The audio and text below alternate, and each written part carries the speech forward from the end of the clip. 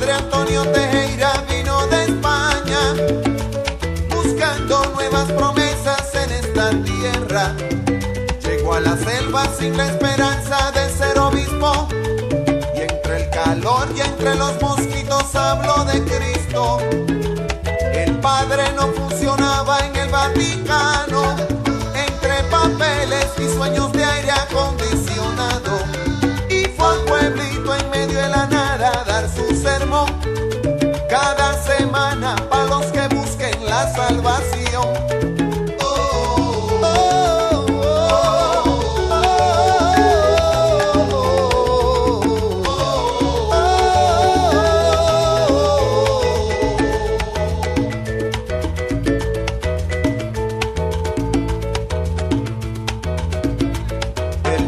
Andrés Eloy Pérez tiene 10 años y estudia en la elementaria Simón Bolívar. Todavía no sabe decir el credo correctamente. Le gusta el río, jugar al fútbol y estar ausente.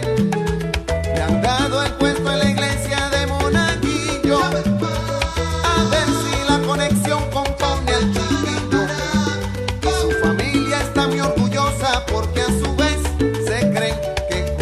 conectando a uno, conecta 10.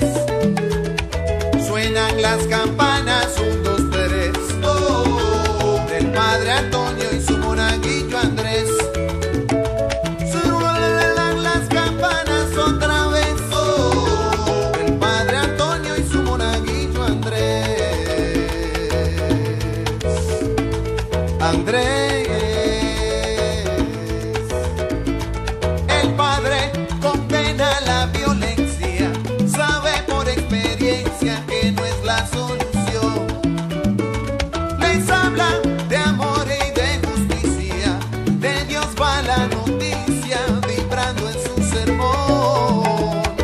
Suenan las campanas, 1, 2, 3, del padre Antonio y su monaguillo Andrés.